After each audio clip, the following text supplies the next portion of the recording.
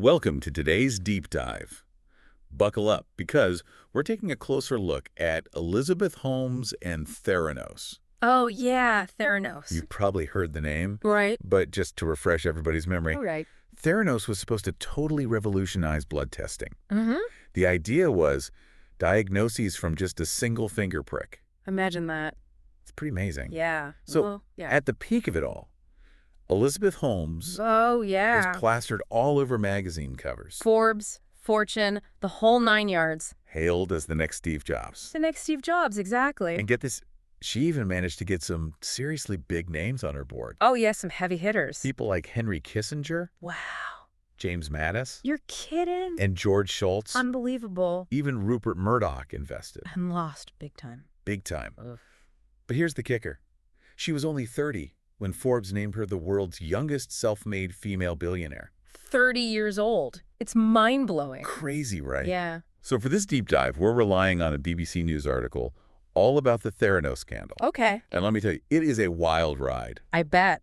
From Silicon Valley darling to convicted fraudster. It's a classic tale. What happened? It really is. The question is, how did Theranos manage to convince so many people? I mean, you had investors, media, even government officials eating out of her hand. It's true. Was it just charisma? Well, she did have that compelling story about being afraid of needles, Right. promising to make healthcare way less invasive, you know? Yeah, who wants to get poked and prodded? Nobody. So it really resonated with people. It makes sense. But then in 2015, things started to shift.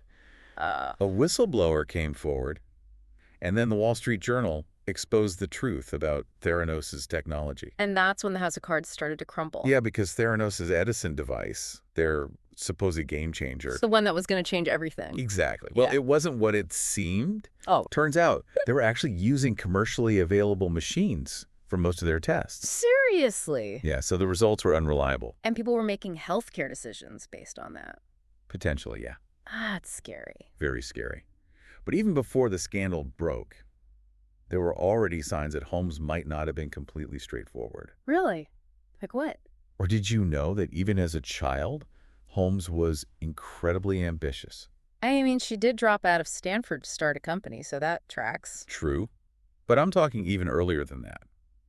There's this anecdote about her writing a letter to her father when she was only 9 years old, 9 years old. saying that she wanted to discover something new, something mankind didn't know was possible to do. Wow. Talk about driven. Right. Even back then, there was this hint that she needed to achieve something extraordinary. Yeah, I see what you mean. So fast forward a bit, she goes on to study chemical engineering at Stanford and comes up with an idea for a medical patch. Okay, that sounds promising. Right. But here's the thing. What's that? Dr. Phyllis Gardner, an expert at Stanford, told Holmes that the patch idea was scientifically flawed. Oh. And apparently, Holmes just stared at her. Didn't argue? Didn't try to defend her idea? Notes just stared. No. That's strange. It's like she couldn't even consider the possibility that her idea might not work. So even in her early years, there's this pattern of sticking to her vision no matter what. Maybe even ignoring expert advice. I wonder if that's a sign of things to come. It definitely makes you think. Yeah. But it wasn't just her own drive. Some people suggest that external pressures played a role too. Oh, like what? Well, Richard Fuse, a former neighbor of the Holmes family, has said that Holmes might have felt immense pressure to live up to her family's legacy. They were pretty successful, right? Very successful and well-connected. It's like the weight of those expectations might have pushed her in a certain direction. It makes you think, was it all about her own ambition? Or was she trying to meet the expectations of others? That's a great question. Oh. Either way, the consequences were very real. After the Wall Street Journal exposed the truth about Theranos lawsuits started piling up, partners bailed. Yeah, it all fell apart pretty quickly. And in 2016, U.S. regulators banned Holmes from the blood testing industry for 2 years. So that was it. Game over. Oh no, things escalated from there. In 2018, Theranos completely dissolved, and Holmes was hit with both civil and criminal charges. Oh, this is getting serious. Very serious. Now, for those who aren't familiar with the legal terms, what exactly does wire fraud mean in this situation? Well, to put it simply, wire fraud basically means using electronic communications like emails or phone calls Okay. to scheme or defraud someone for financial gain. Got it. And in this case, the prosecutors argued that Holmes intentionally misled investors and patients to keep the money coming in and Theranos afloat. So it wasn't just that she made mistakes or had a product that didn't work. Right. It was that she knowingly deceived people, putting their health and finances at risk. Exactly. And we're not talking small change here. The accusations claim she fraudulently raised $700 million from investors. Wow. The stakes were high for everyone involved. It's like a real-life thriller, isn't it? Absolutely. And the trial itself was a media frenzy. I'll bet. Twists and turns everywhere. What kind of twists? Well, for instance, Holmes even accused her former business partner, Sunny Balwani, of abuse and manipulation. No way. Yeah, it was a wild ride. But in the end, the jury found Holmes guilty on 4 counts of fraud. Each count carried a maximum sentence of 20 years. Right. That's a long time. It is. And she ended up receiving a sentence of over 11 years. That's not just a slap on the wrist. Not at all. It was a serious punishment, showing just how seriously the court took her actions. And rightfully so. But even with the verdict, there are still so many unanswered questions. Like what? Like, why did she cling to that fabricated story for so long? Yeah, even when the evidence was stacking up against her. It doesn't make sense. Was it delusion? A desperate attempt to save her dream? Or something else entirely? It's hard to say. To really understand this case, we need to try to get inside her head. We need to try to understand the psychology behind her actions. Exactly. And that's what we're going to dive into in the next part of our deep dive. Ooh, I can't wait.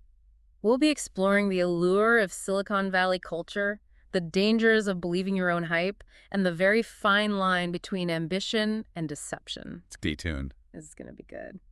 All right, we're back and ready to dig even deeper into the Theranos saga. So we've talked about Holmes, her ambition, how the company went under. But there's this one question that I just can't shake. Okay. Why did she hold on to that made-up story for so long? I mean, even when it was obvious that things were falling apart. Yeah, it really is a mystery. There are a few things we can consider, though. One theory is that she actually believed in her vision. Like even when the Edison device wasn't working. Right? Even when it wasn't working, she convinced herself that it was just a matter of time before it all clicked into place. So she was so focused on revolutionizing healthcare Mm-hmm. that she couldn't face the fact that she might actually fail. Makes sense. It's possible that her desire to succeed just totally blocked out any evidence that said her vision wasn't going to work. It's like when we talked about how she dismissed those expert opinions back in college. Right. It's like she had this unwavering belief in her own brilliance. Exactly. And do you think that played a role in her inability to see what was really happening at Theranos? It definitely could have contributed. That kind of unshakable self-belief can be a double-edged sword, you know? How so? It can be powerful, but it can also stop you from seeing problems. In Holmes's case, it might have created this bubble where any criticism was just ignored. Because she thought they just didn't understand. Exactly. Like she was so far ahead of everyone else that they couldn't grasp her genius. So she created this world where Theranos was going to succeed no matter what. It's possible, but it makes you think about the psychology of it all, doesn't it? Maybe self-deception played a bigger role than we realize. What do you mean? Well, self-deception, it's powerful stuff. And it's not uncommon, especially with people who are really driven to succeed. Like Holmes. Exactly. There's this intense need to prove yourself, to be the best, and sometimes that can lead to a distorted view of reality. So maybe she wasn't trying to mislead people from the very beginning. Maybe. Maybe she actually believed she could pull it off. It's a possibility. But even if that's true, we can't ignore the fact that people were hurt, you know? The investors who lost money, the patients who might have made healthcare decisions based on bad test results. Right. How do we balance the possibility of self-deception with the actual harm that was caused? That's the tough part, isn't it? People trusted her, they believed in her vision, and some of them even made big life choices based on what Theranos was telling them. And that's where the ethical implications come in. At some point, the line between self-deception and straight-up fraud gets blurry. So you're saying that maybe as the pressure built up and the problems with the technology became more obvious, Holmes felt trapped. It's possible. Maybe she felt like she couldn't admit that it was all falling apart. Because she had built up this image of Theranos as a revolutionary company. Exactly. And the stakes were so high, admitting failure would have meant losing everything. Her company, her reputation, her money, it's a lot. It is. It's a classic case of what happens when ambition takes over. Like a Greek tragedy. Totally. But it's not just about Holmes's ambition. We need to look at the culture that allowed Theranos to thrive in the first place. Silicon Valley. Silicon Valley. They love risk-taking, Disruption, they want to change the world. But sometimes they forget about ethics and accountability. Right. It's all about moving fast and breaking things. But what happens when the things that get broken are people's lives or their health? That's the dark side of that mentality, and the Theranos story exposes it. Big time. It also makes you wonder about the role of investors, regulators, the media. Yeah, why didn't anyone see the warning signs? Where are the checks and balances? Exactly. It Yeah. makes you think how many other Theranoses are out there. Companies that are built on hype and deception. Hiding in plain sight. It's a scary thought. It is.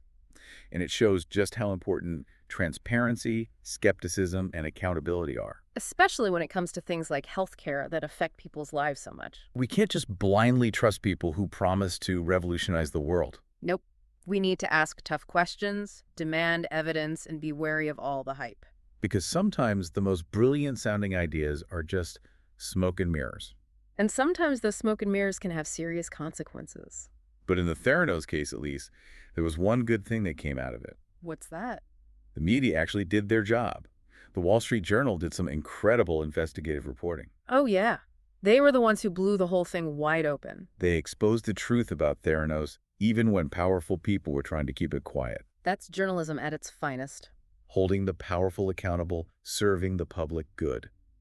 Couldn't have said it better myself. So as we head into the final part of our deep dive, we're going to explore the bigger lessons we can learn from Elizabeth Holmes's rise and fall.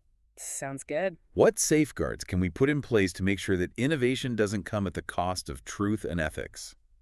That's the million-dollar question. Stay with us.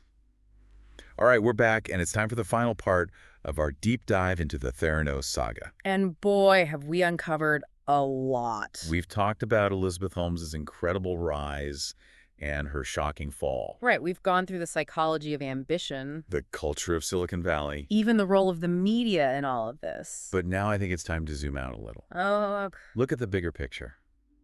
What can we actually learn from all of this? that's the question, isn't it? For me, one of the biggest takeaways is the importance of due diligence. Due diligence. Yeah, doing your homework.